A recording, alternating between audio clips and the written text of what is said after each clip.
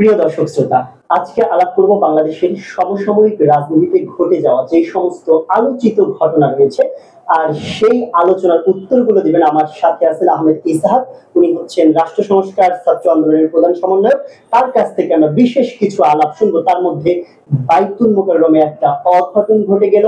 একই সাথে এই আহমেদ ইসহাক এখন দেশব্যাপী নয়, বাংলাদেশের বাইরে বিশেষ করে কলকাতার পত্রিকাগুলো তাকে নিয়ে বেশ কিছু রিপোর্ট ছাপা হয়েছে। তার কারণ ফেলানী সড়ক নামে ভারতীয় দূতাবাসের সামনে একটি নাম ফলক লাগাতে তারা গিয়েছিলেন, সেটাতে তারা বাধার সম্মুখীন হয়েছিল। এবং আমরা জানি আমাদের দেশের বয়ানকে ইন্ডিয়া তার মতো করে প্রচার করে এবং সেটার রাজনৈতিক অনেক উদ্দেশ্য রয়েছে, সেটা এক প্রকার স্পষ্ট। আমাদের দেশের পলাতক যে সরকার প্রধান হাসিনা, তাও এখন ইন্ডিয়াতে আছেন।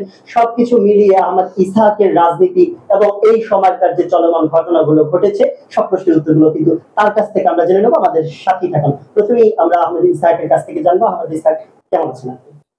এই তো ভালো আছি তরিকুল, আপনাকে ধন্যবাদ। দেশব্যাপী 50-এর অধিক মাজার ভাঙা হচ্ছে, আপনি এই বিষয়টা জানেন? এই বিষয়টাকে আপনি আসলে কিভাবে দেখছেন এবং এর সাথে জড়িত আসলে কারা? দেখুন, আমাদের বাংলাদেশে যতগুলো মাজার আছে, যারা সুফিরা আছে, এটা আসলে আমাদের দীর্ঘদিনের ইতিহাসের একটা অংশ। তারা এ দেশের ইতিহাস, ঐতিহ্য, কালচার গঠনে আমাদের দেশের সুফি এবং মাজার যারা পরিচালনা করেন, যারা মাজারের সাথে সংশ্লিষ্ট, তাদের আসলে ভূমিকা আছে। কিছু অভিযোগ আসতেই পারে যে মাজারে গাঁজা খাওয়া হয়, এই খাওয়া হয়, সেই খাওয়া হয়, কিন্তু গাঁজা খাওয়ার জন্য তো আপনি মাজার ভেঙে দিতে পারেন। ফলে আমি মনে করি যে আমাদের গণ অভ্যুত্থান পরবর্তী নতুন সরকার আসছেন, এই নতুন সরকারের আসলে যেই শুরুতে বসার পরে যে গাঁজা খাওয়ার জন্য মাজার ভেঙে দেওয়া যাবে না, এটা আসলে একটা রাষ্ট্রীয় আইন। আমি আপনাদেরকে দর্শক একটু নুক্তা দিয়ে রাখতে চাই, তা হচ্ছে মাজার ভাঙা ইসলাম আসলে সমর্থন করে কিনা বা এই ব্যাপারে কোনো আলাপ আছে কিনা, মানে ইসলামের ধর্মের ব্যাখ্যা মতে, সেটা আমরা অন্য কোনো এক সময় ইসলামিক যারা স্কলার আছেন তাদের একজনকে নিয়ে আসার চেষ্টা করবো। কিন্তু বাংলাদেশের আইনত আপনি কোনো ধর্ম হোক, আপনার নিজের ধর্ম যদি ইসলামের নাম দিয়ে তো এটা ভাঙা হয়েছিল, তারা এটা ভাঙতে আসলে পারে না, সে বিষয়টা কিন্তু আহমেদ ইসহাক স্পষ্ট করবেন। আইনত আপনি বিষয়টা হচ্ছে ইসলামের নাম দিয়ে যদি কেউ আমাকে মেরে ফেলে, সেটা তো ইসলাম না। ইসলামের নাম দিয়ে, ধর্মের নাম দিয়ে, আওয়ামী লীগ সরকারের নাম দিয়ে তো অনেকেই অনেক কিছু করছে। যেমন শেখ হাসিনা গণতন্ত্রের নামে এখানে একটা গণহত্যা চালিয়েছে, তাহলে ওটা তো গণতন্ত্র না। ফলে এই দেশে আসলে, এই দেশটা আসলে সবার, এখানে আসলে কেউ কাউকে আঘাত করতে পারবে না। দেখেন যে এই যে মাজার গুলো ভাঙা হয়েছে, আঙ্গুল তোলা হচ্ছে নির্দিষ্ট একটা মহলের দিকে। তারা নির্দিষ্ট মহলটা আসলে কারা ভেঙেছে সেটা তো তদন্তের বিষয়, সেটা রাষ্ট্র করবে। কিন্তু যাদের দিকে আসলে আঙ্গুলটা উঠছে, তারা আসলে এতে ক্ষতিগ্রস্ত হয়েছে। যেমন আমি উল্লেখ করতে বাংলাদেশে যারা দেয়াবন্দি করানোর, বাংলাদেশে এমন কোন পরিস্থিতি আছে কিনা যে যারা তারা এভাবে বলতে হবে? দেখুন, এটা আঙ্গুলটা তো দিন শেষে দেয়াবন্দি করানোর যারা আছেন তাদের দিকে উঠেছে। তো এটা আসলে পলিটিক্যালি তাদের বিপক্ষে গিয়েছে। কিন্তু আপনি দেখেন যে যারা মাজার ভাঙার নেতৃত্ব দিয়েছে, এখানে দেওবন্দি আলেমদের যারা নেতৃত্ব দানকারী, তাদের কয়জনের অংশগ্রহণ আসলে ছিল, সেটা একটা আমরা তো তাদের প্রতিবাদও দেখিনি, খোঁজ খবর নেওয়ার বিষয়। এটা তারা তাদের বিষয় যে তারা আসলে এই ব্যাপারে চুপ ছিলেন কিনা, মনোসমর্থন কিনা, এটা তাদেরকে প্রশ্ন করতে পারেন। এটা তো তাহলে আপনি বলতে চাচ্ছেন আসলে জড়িত কারা সেটা আসলে রাষ্ট্র খুঁজে বের করবে, কিন্তু যারা আসলে জড়িত তাদেরকে শাস্তির আওতায় আনা উচিত। ধন্যবাদ ইসহাক, আপনারা স্পষ্ট একদম বিষয়টা বলছেন। জড়িত কারা তা জানছেন না, এটা আসলে খতিয়ে দেখার বিষয় হচ্ছে রাষ্ট্রের। আমরা জানি, কিন্তু আমি মনে করি যে যারা এই কাজটা করেছে তারা আমাদের রাষ্ট্রের শত্রু, তারা এই সরকারের শত্রু এবং তারা গণ অভ্যুত্থানের আকাঙ্ক্ষা শত্রু। ইসহাকের কাছ থেকে আমরা যে বিষয়টা জানতে চাচ্ছি, বাইতুল মোকাররমে একটা বিশৃঙ্খলা দেখেছি এবং আমাদের বাংলাদেশের ইতিহাসে এই ধরনের বিশৃঙ্খলার নজির ইতিপূর্বে মানুষ দেখেনি। এবং সেখানে কে জড়িত ছিল আপনি ভালোভাবেই জানেন, সেই আলেম বা আমরা সেই খতিব সাহেব আওয়ামী লীগের সময় নিয়োগপ্রাপ্ত। তো সবকিছু মিলিয়ে আপনি কি বলতে চাচ্ছেন, এটা কেন ঘটলো? দেখুন, বাইতুল মোকাররমে ওই দিন জুমার নামাজের আগে পরে যা ঘটেছে, এটা আমাদের জন্য অত্যন্ত কলঙ্কিত একটা অধ্যায় রচিত হয়েছে। আমি খুলে বলছি, বিষয়টা হচ্ছে বাইতুল মোকাররমের যিনি খতিব ছিলেন, এখন তো তিনি সাবেক, তো আপনি হেফাজতের কথা আসলে জানেন যে বাইতুল মোকাররমের খতিব রুহুল আমিন সাহেব বাংলাদেশের একজন জনপ্রিয় আলেমের ছেলে এবং তিনি দেওবন্দি ঘরানার। তো পরবর্তীতে যখন হেফাজতের অভ্যুত্থান ঘটলো, হেফাজতের অভ্যুত্থান পরবর্তী তার ভূমিকার কারণে তাকে আসলে দেওবন্দি ঘরানার আলেমরা তাকে ছুড়ে ফেলেছে এবং তিনি আওয়ামী লীগের পকেটের একজন আলেম হিসেবে আসলে পরিচিত। এটা আমি এজন্য বলতে চাই, উনি আওয়ামী লীগ থেকে মনোনয়ন চেয়েছিলেন এবং আপনারা জানেন যে হেফাজত পরবর্তীতে, হেফাজতের ঘটনা পরবর্তীতে কিছু মাদ্রাসার আলেম ওলামা এবং ছাত্রদেরকে ঢাকায় এনে জিম্মি করে যে শেখ হাসিনাকে কওমি জননী উপাধি দেয়া হলো, এটার মাস্টারমাইন্ড ছিল এই রুহুল আমিন সাহেব।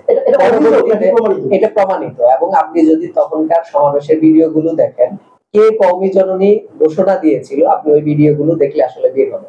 এবং পরবর্তীতে তিনি আসলে আওয়ামী লীগ থেকে নির্বাচন করতে চেয়েছিলেন, ওইটার ফলস্বরূপ আসলে তিনি দীর্ঘদিন বাইতুল মোকাররমের যত ধরনের অনিয়ম লুটপাট দুর্নীতি ছিল সবগুলা দায়ভার আসলে তার উপরেই।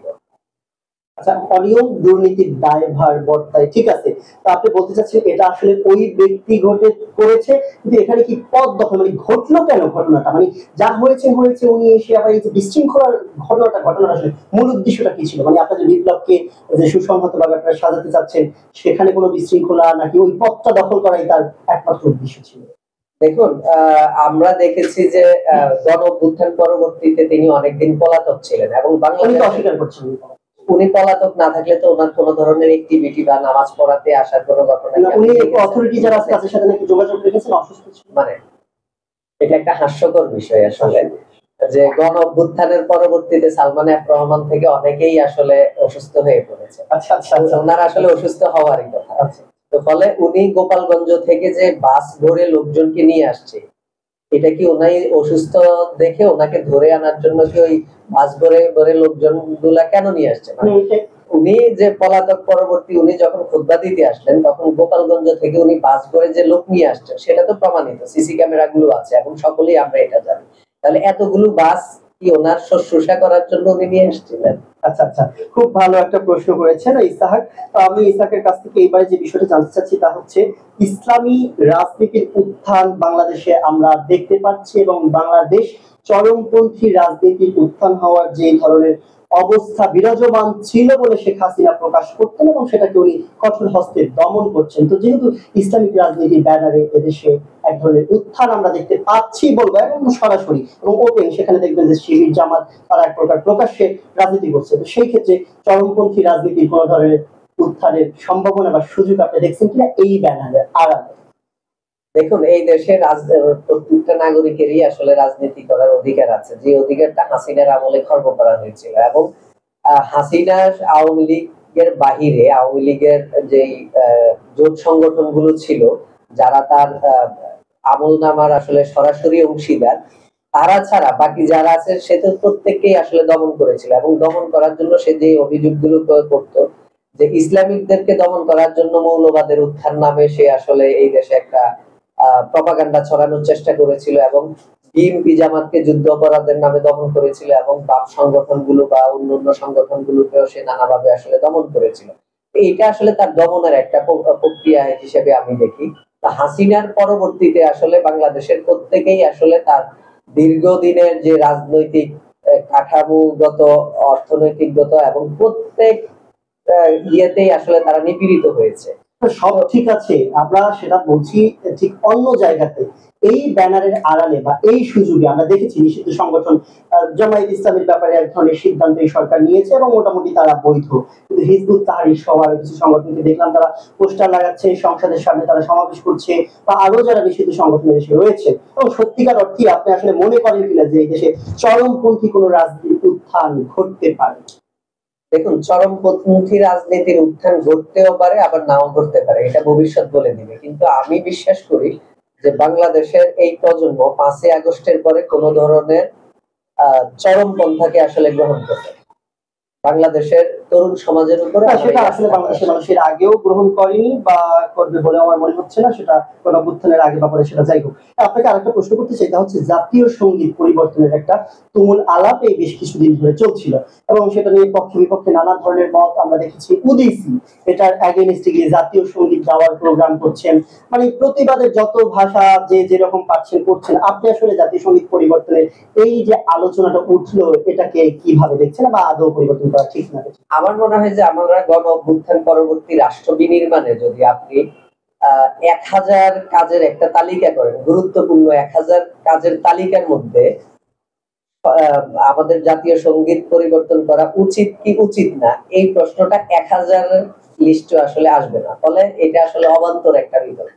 কিন্তু মানুষ এটা প্রশ্ন করতেই পারে, তার এই জাতীয় সঙ্গীত পছন্দ হইতেও পারে, নাও হইতে পারে, এটা নিয়ে বিতর্ক হইতে পারে। কিন্তু আমাদের এখন আসলে রাষ্ট্র বিনির্মাণের সময় এই ধরনের অবান্তর অযৌক্তিক প্রশ্নগুলো আমরা করার জন্য যথেষ্ট সময় পাবো এখন আমাদের রাষ্ট্র নির্মাণ। খুবই সুন্দর আলাপ। আমি এই বিষয়ে অনেকেই মতামত দিয়েছেন, আমি বাড়াতে চাচ্ছি না, যেহেতু একেবারে উত্তরটা হয়ে গেল। তো আমি আসলে আরেকটা প্রশ্ন আপনার কাছ থেকে জানতে চাইবো, তা হচ্ছে জুলাই বিপ্লব তাদের নেতৃত্বে হয়েছে বলে মনে করেন? এটা তো সত্য, অনেকগুলো পক্ষ বিপক্ষ জড়িত ছিল, প্রকাশ্য অপ্রকাশ্য। আপনাকে বলতে হবে যে আসলে কোন পক্ষটা আসলে সবচেয়ে বেশি অবদান রেখেছে? জুলাই বিপ্লবের সবচাইতে বেশি ভূমিকা রেখেছে বাংলাদেশ পক্ষ। বাংলাদেশে গত 15-16 বছরে দুইটা পক্ষই ছিল, একটা হচ্ছে আওয়ামী ফেসিস্ট পক্ষ, আরেকটা বাংলাদেশ পক্ষ। জুলাই বিপ্লবে বাংলাদেশ পক্ষ সবচেয়ে বেশি।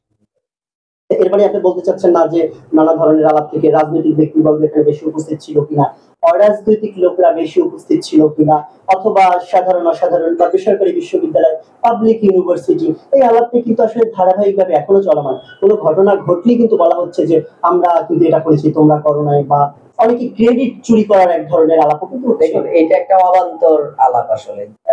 মানে যারা শেখ হাসিনা থেকে নিপীড়িত, যারা শেখ হাসিনা থেকে সুবিধাভোগী, এই দুইটা পক্ষই তো আসলে বাংলাদেশে ছিল। তো যারা আসলে শেখ হাসিনার সরাসরি সুবিধাভোগী না, শেখ হাসিনার এই ফেসিজম থেকে, তাদের প্রত্যেকেই নিজের জায়গা থেকে সর্বোচ্চ ভূমিকাটা আসলে রেখেছে।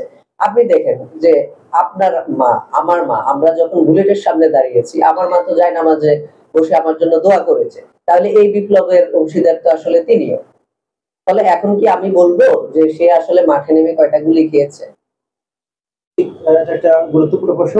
আপনাকে আরেকটা ব্যাপারে আলাপ নিতে চাচ্ছি, তো তার আগে একটু বলে নেই, আহমেদ ইসাক হচ্ছে রাষ্ট্র সংস্কার ছাত্র আন্দোলনের প্রধান সমন্বয়ক, এবং রাষ্ট্র সংস্কার আন্দোলন এবং রাষ্ট্র চিন্তা এই নামে বেশ কিছু কার্যক্রম আমাদের দেশে আমরা বেশ কিছুদিন যাবত লক্ষ্য করেছি যে হচ্ছে। আসলে আমাদের যে রাষ্ট্রের সংস্কার প্রয়োজন, এটা কিন্তু আমরা দেখেছি গণতন্ত্র মঞ্চ সহ ছোট দলগুলো, তার মধ্যে রাষ্ট্র সংস্কার খুবই অন্যতম, যারা এই কাঠামোটাকে ভেঙে দিয়ে আমাদের শাসন ব্যবস্থা পরিবর্তনের কথা বলছেন। তো আমাদের ইসাকের কাছ থেকে আমরা জানতে চাইবো, ঠিক এই মুহূর্তে ওনার দল রাষ্ট্র সংস্কার আন্দোলন এবং রাষ্ট্র সংস্কার ছাত্র আন্দোলন, তারা কি ধরনের ভূমিকা রাখবে, এবং সেই ভূমিকার কারণে ভবিষ্যৎ বাংলাদেশ কেমন হতে পারে, সেটা আওয়ামী লীগের যে তৈরি করা একটা বাংলাদেশ ছিল তার থেকে কি পার্থক্য থাকবে, ইসাক একটু বলবেন? দেখুন, আমরা 2016 সাল থেকে রাষ্ট্র চিন্তা নামে একটা সংগঠন করে আসছি, এবং রাষ্ট্র সংস্কার আন্দোলন আপনারা জানেন যে বাংলাদেশে ছোট এবং নতুন একটি সংগঠন, যেটা 2021 সালে আসলে গঠিত হয়েছিল। আমরা 2016 সাল থেকে 21 সাল পর্যন্ত বাংলাদেশে কি কি পরিবর্তন দরকার এগুলো নিয়ে আমরা প্রচুর আলাপ করেছি, এবং রাজনৈতিক মহলে বুদ্ধিজীবীদের সাথে, কবি সাহিত্যিক এবং সাধারণ নাগরিক প্রত্যেকটা মানুষের সাথে আসলে আলাপ করে এগুলা ঠিকঠাক করার চেষ্টা করেছি। তা আমরা মনে করি আসলে যে বাংলাদেশের মূল সমস্যাটা হচ্ছে সংবিধানে।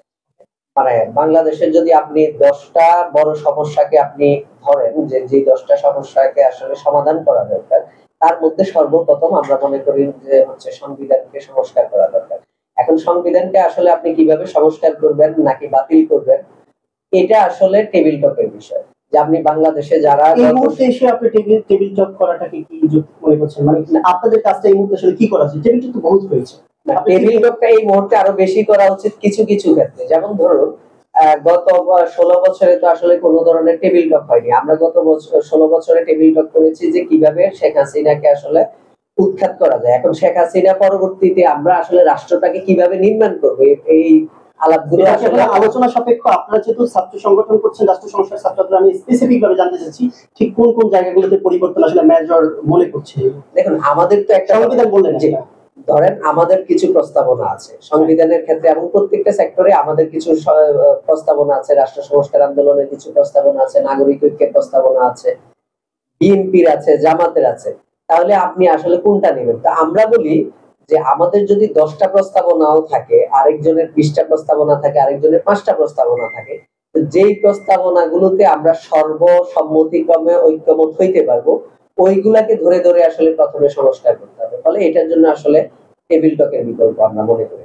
ওকে, রাষ্ট্র সংস্কারের এই বিষয় সম্পর্কিত আমরা আরো ডিপলি জানার চেষ্টা করবো মোহাম্মদ ইসহাকের কাছ থেকে। আমরা আশা করছি আপনারা সেই শোটা দেখবেন, এটা আমি আসলে খুবই জরুরি মনে করছি। এবং যারাই রাষ্ট্র সংস্কার নিয়ে আলাপ তুলছেন, ঠিক কোন জায়গাগুলোতে সংস্কার করলে আমরা আসলে কাঙ্ক্ষিত বাংলাদেশ বা নতুন বাংলাদেশ পেতে পারি, সেটা আসলে আলোচনার বিষয়। টেবিল টক আসলে হওয়া প্রয়োজন। সব ভারতীয় দূতাবাসের সামনে একটা নাম ফলক লাগাতে গেলে ফেলানি সড়ক, ঠিক কি কারণে, এটার উদ্দেশ্যটা আসলে কি, এবং এই নাম ফলক লাগাতে গিয়ে আপনাদের সাথে কি ঘটেছিল? আমরা দেখেছি পুলিশের সাথে খুব ধস্তাধস্তি হয়েছে এবং আপনারা বিভিন্ন অভিযোগও দিয়েছেন যে এই পুলিশ আচরণ করতেছে সেটা আপনাদের কাছে পরিচিত মনে হচ্ছে না নতুন বাংলাদেশের পুলিশের মতো টোটাল বিষয়টা। এবং বাহিরে কলকাতায় আপনাকে নিয়ে যে নিউজ হয়েছে সেখানে কিছু বিভ্রান্তির অভিযোগ আপনি তুলেছেন, প্লিজ বিষয়টা একটু খুলে বলুন। আচ্ছা, আমাদের স্বাধীনতা পরবর্তী যে আমাদের ভারত এবং বাংলাদেশের সীমান্তে যে একের পর এক হত্যা চলে আসছে এবং এইটা এক ধরনের বর্ডার সন্ত্রাস হিসেবে আমরা অবহিত করতে চাই।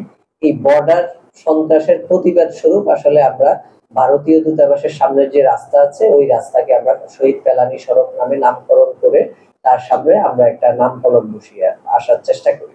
এবং আমরা যখন এই নাম ফলকটা বসাতে যাই তখন আমরা পুলিশ থেকে বাধার সম্মুখীন হই।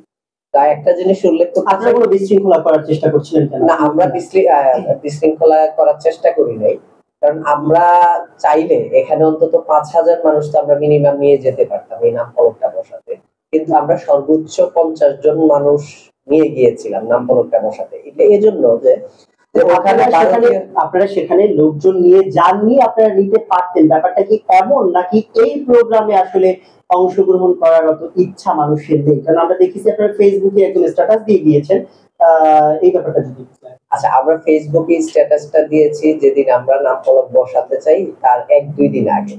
আমরা ইচ্ছে করেই ওখানে আসলে লোকজন নিয়ে যাইনি। তার প্রমাণ হচ্ছে আমরা ওখানে হয়তো 15-20 জন সংগঠক আমরা গিয়েছিলাম, আর কয়েকজন ভাই ব্রাদার আসার জন্য নক করেছিল, সব মিলিয়ে 50 জন হবে। কিন্তু ওখানে আমরা যাওয়ার পরে অন্তত 500 মানুষ তো স্থানীয় 500 মানুষ বলে। আমি এটা বলতে চাই যে এই দাবিটা আসলে বাংলাদেশের 20 কোটি মানুষের প্রাণের দাবি। আমরা যদি ভালোভাবে অর্গানাইজ করতাম এখানে 5,000 মানুষ আসলে ব্যাপার ছিল না। কিন্তু আমরা 5,000 মানুষ আসলে কেন নেইনি? কারণ এখানে ভারতের সাথে আমাদের সম্পর্ক যেরকমই হোক, তাদের দূতাবাসকে নিরাপত্তা দেওয়ার দায়িত্ব কিন্তু আমাদের। সেই জায়গা থেকে পুলিশ যদি আপনাদেরকে বাধা দেয় আর সেই পুলিশকে যদি আপনারা অভিযোগ করে বসেন যে হাসিনার পুলিশের মতো আচরণ করছে, সেই ক্ষেত্রে এখনকার পুলিশের কাজ করার ক্ষেত্রে এটা বাধা হয়ে দাঁড়াবে না? যে তারা পুলিশের দায়িত্ব তো আসলে ভারতের দূতাবাসকে নিরাপত্তা দেয়া। তারা দূতাবাস থেকে অনেক দূরে বাহিরে এসে মেইন রোডে এসে নাম ফলক বসাইতে বাধা দিয়ে আসলে তাদের দায়িত্বের মধ্যে পড়ে না। আমরা যদি ওখানে এমন কোনো কিছু ঘটাইতাম যার কারণে ভারতীয় দূতাবাসের উপরে কোনো ধরনের আঘাত আসে অথবা নিরাপত্তা বিঘ্নিত ঘটে, তখন তারা নিশ্চয়ই। ভারত বাংলাদেশের সম্পর্ক এখন খুবই সেন্সিটিভ ইস্যু, সেই জায়গা থেকে পুলিশ আসলে অতিরিক্ত নিরাপত্তার কারণে এটা করেছে কিনা, যাকে আমরা সেই বিষয়টা একেবারে আলোচনার বাইরে রাখি। কিন্তু আরেকটা বিষয় আপনি একটু বলবেন, আপনাকে নিয়ে ভারতীয় মিডিয়া একটা প্রোপাগান্ডা ছড়াচ্ছে, এই বিষয়ে আপনি আমাদেরকে এর আগেও জানিয়েছেন, আপনার ফেসবুকে স্ট্যাটাসের মাধ্যমে দেখেছি, একটু বলবেন এটা কি হয়েছে? বিষয়টা হচ্ছে ভারতের বেশ কয়েকটি পত্রিকা, বিশেষ করে আমি আনন্দবাজারের নাম উল্লেখ করতে চাই, তারা আমার সাংগঠনিক পরিচয় বিকৃত করে আমার নামে সংবাদ পরিবেশন করেছে, যেটা আপনি তো রাষ্ট্র সংস্কার ছাত্র আন্দোলনের প্রধান সমন্বয়ক। আমি রাষ্ট্র সংস্কার ছাত্র আন্দোলনের প্রধান সমন্বয়ক হিসেবে বিগত প্রায় 1 বছরেরও বেশি সময় ধরে রাজনীতি করে আসছি এবং এটা আপনাদের সাথেই করে আসছি, আপনারা জানেন। এবং আপনি এও জানেন যে বৈষম্য বিরোধী ছাত্র আন্দোলনের যে সমন্বয় কমিটি হয়েছিল সেখানে যারা চিহ্নিত বিভিন্ন সংগঠনের কেন্দ্রীয় নেতৃবৃন্দ আছেন তাদেরকে কৌশলগত কারণে আসলে রাখা হয়। হ্যাঁ, ফলে আমার আসলে বৈষম্য বিরোধী ঠিক ভারতীয় মিডিয়া কি তারা আমাকে বৈষম্য বিরোধী ছাত্র আন্দোলনের সমন্বয়ক হিসেবে পরিচয় করিয়ে দিয়েছে, যা আসলে এটা আসলে বিভ্রান্তিকর। এবং আমি মনে করি যে তারা এটি ইচ্ছাকৃতভাবে করেছে, কারণ বাংলাদেশের প্রথম আলো সহ বিভিন্ন পত্রিকাগুলো আমাকে রাষ্ট্র সংস্কার ছাত্র আন্দোলনের প্রধান সমন্বয়ক হিসেবেই আসলে উল্লেখ করেছে। এটা খুবই একটা মার্কিং এর জায়গা যে ভারতীয় মাধ্যম কেন তার নামটাকে এভাবে বা তার পরিচয়টাকে ভিন্নভাবে তুলেছে, আমরা কোনো উদ্দেশ্য আছে কিনা সে বিষয়টা এবং আমি মনে করি যে এটার সাথে আমার পরবর্তী প্যারায় তারা আরেকটা সংবাদ উপস্থাপন করেছে, যেটা হচ্ছে কক্সবাজারে যে অনাকাঙ্ক্ষিত একজন নারীকে হেনস্থা করা হয়েছিল। আমি এটাকে নিন্দা জানিয়েছি। একটু বলুন, একটু খুলে বলুন। বিষয়টা হচ্ছে একজন নারী কক্সবাজারে তাকে পোশাক আশাকের কারণে কয়েকজন উশৃঙ্খল যুবক আসলে তাকে হেনস্থা করে। এই সংবাদটাকে ভারতীয় মিডিয়াগুলো ফলাও করে এবং আমার যে নামের যে সংবাদটা আছে ওইটার সাথে একত্রিত করে এমন ভাবে উপস্থাপন করেছে, মনে হচ্ছিল যে আমি আসলে ওখানে নেতৃত্ব দিয়েছি, এবং সম্ভবত আমি যদি ভুল না করি তারা ওই হেনস্থাকারীদেরকে সমন্বয়ক হিসেবে পরিচয় করিয়ে দিয়েছে, যেটা আসলে উদ্দেশ্য প্রণোদিত। আপনাদের আন্দোলন সম্পর্কে যদি একেবারে সংক্ষেপে বলতে চান, একদম অল্প সময়ের মধ্যে আপনাদের আন্দোলনটা আসলে কি উদ্দেশ্য করছেন বা কি? দেখুন, আমরা অনেক ত্যাগ, রক্ত আর আমাদের লক্ষ লক্ষ মানুষের জীবনের বিনিময়ে আমরা 1971 সালে একটি স্বাধীনতা পেয়েছিলাম। কিন্তু এই দেশের মানুষ আসলে কখনোই বলতে পারবে না যে স্বাধীনতা পরবর্তীতে আজকে 50 বছরেরও বেশি সময় তারা আসলে স্বাধীনতার প্রকৃত স্বাদটা আসলে পেয়েছে। এটার কারণ হচ্ছে যে আমরা যাদের হাতে যখনই রাষ্ট্র পরিচালনার জন্য তাদের হাতে রাষ্ট্রটাকে তুলে দিয়েছি, তারা হয়েছে রাজা, আমরা হয়েছি গোলাম। ফলে আমরা আসলে রাষ্ট্র সংস্কার আন্দোলনের একমাত্র লক্ষ্য এবং উদ্দেশ্য হচ্ছে জনগণের রাষ্ট্রকে জনগণের মালিকানা বুঝিয়ে জনগণের রাষ্ট্রকে জনগণের কাছে সেই মালিকানা বুঝিয়ে দিতে চায় রাষ্ট্র সংস্কার আন্দোলন। এটা বাংলাদেশের সমস্ত জনগণের প্রত্যাশা। এই জুলাই বিপ্লব বলেন বা জুলাইয়ের গণ অভ্যুত্থান বলেন, তার পরবর্তী সময়ে জনগণের এই প্রত্যাশা বা আকাঙ্ক্ষা পূর্ণ হবে কিনা সেটার জন্য প্রহর করছেন বাংলাদেশের মানুষ। আশা করি বর্তমানে অন্তর্বর্তীকালীন সরকার এবং যে সমস্ত রাজনৈতিক দলগুলো বাংলাদেশে আছে এই বিষয়ে কাজ করছেন, তারা একটা সঠিক সুন্দর সমাধানের দিকে যাবেন, সেই প্রত্যাশা নিয়ে আজকে এই অনুষ্ঠান শেষ করছি। আপনাদের কোনো প্রশ্ন, মতামত এবং সামনের অনুষ্ঠানে ঠিক কি বিষয়ে আপনারা আলোচনা দেখতে চাচ্ছেন অথবা কোন মেহমানকে চাচ্ছেন সে বিষয়ে কিন্তু কমেন্ট করে জানাতে পারেন। ধন্যবাদ সবাই। আহমেদ ইসহাক, আপনাকে ধন্যবাদ।